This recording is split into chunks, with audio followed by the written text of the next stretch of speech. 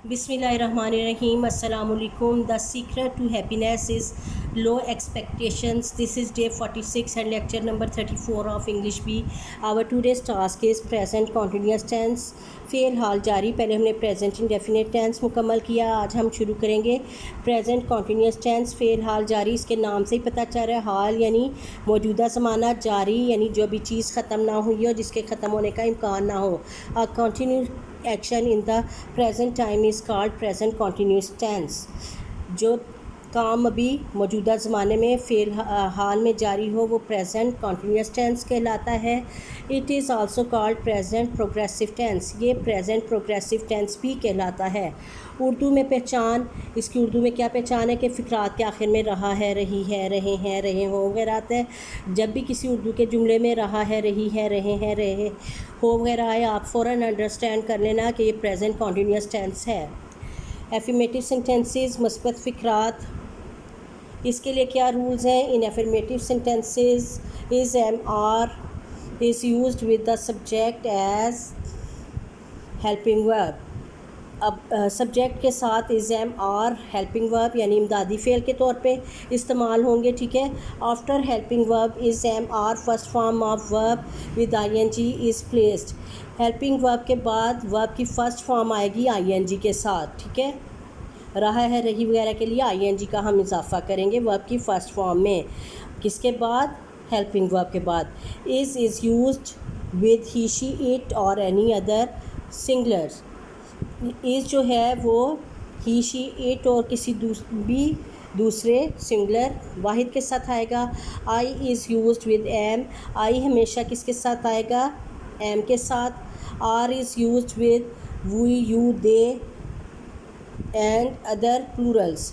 Are जो है वो वी, यू, दे और किसी भी दूसरे प्लूरल यानी जमा के साथ आएगा। When we used I N G with first form of verb we have to remove E at the end of the verb. जब हम वर्ब की फ़र्स्ट फॉर्म के साथ आई एन जी का इस्तेमाल करते हैं तो इसके लिए क्या असूल है कि हम ई जो है वर्ब की फ़र्स्ट फॉर्म में आखिर में उसको हम रिमूव कर देंगे और उसकी जगह आई एन जी आ जाएगा।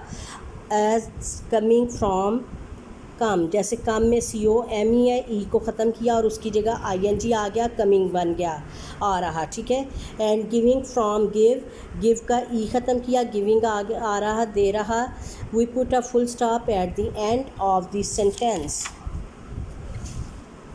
हम जुमले के आखिर में फुल स्टॉप लगाएंगे। इसका बच्चों स्ट्रक्चर क्या है कि सबसे पहले सब्जेक्ट आएगा, फिर हेल्पिंग वर्ब आ जाएगा इज़ एम आर, उसके बाद first form of the verb I N G के साथ, फिर ऑब्जेक्ट और आखिर में आ जाएगा हमारे फुल स्टॉप, ठीक है। इसकी एग्जांपल देखो बेटा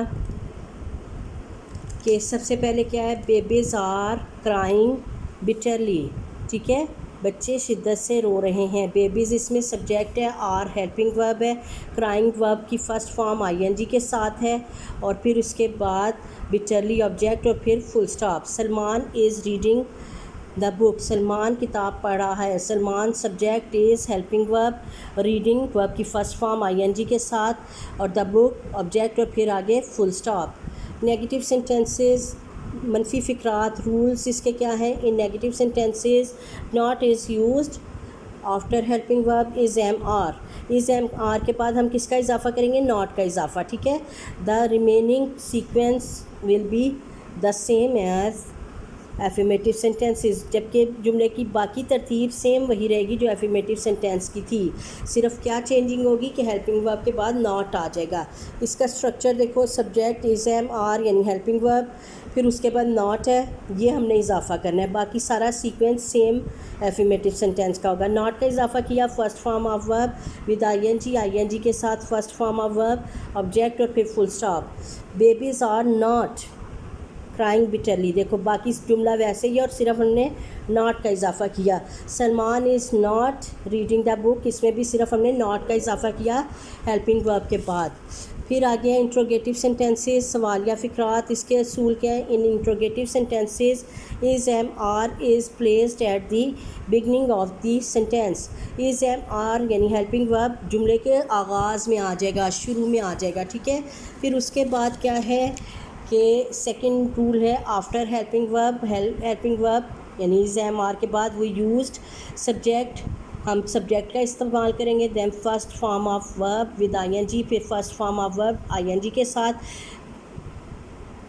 देन ऑब्जेक्ट, फिर ऑब्जेक्ट का इस्तेमाल करेंगे। एंड इन द एंड, और आखिर में we put the question mark, हम क्वेश्चन मार्क लगाएंगे। यानी सबसे पहले हेल्पिंग वर्ब आएगा, फिर सब्जेक्ट, फिर वर्ब की फ़र्स्ट फॉर्म आईएनजी के साथ, फिर उसके बाद आ जाएगा ऑब्जेक्ट और फिर एंड पे जो है क्वेश्चन मार्क। ठीक है, स्ट्रक्चर इसका क्या है, हेल्पिंग वर्ब, ठीक है, इज एम आर, फिर सब्जेक्ट, फिर first form of the verb with ING, object और क्वेश्चन मार्क। ठीक है, आर बेबीज क्राइंग बिटरली और एंड पे question mark, are helping verb, baby subject, crying verb की फर्स्ट फॉर्म आईएनजी के साथ, बिटरली ऑब्जेक्ट और फिर question mark. Is Salman reading the book, is helping verb, Salman object, crying और रीडिंग वर्ब की first form ING के साथ, द बुक किताब ऑब्जेक्ट और आगे क्वेश्चन मार्क। बच्चों ये आपने अच्छी तरह अंडरस्टैंड करके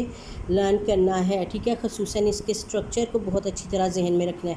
कल इंशाल्लाह हम इसकी एक्सरसाइजेज शुरू करेंगे। अल्लाह हाफ़िज़।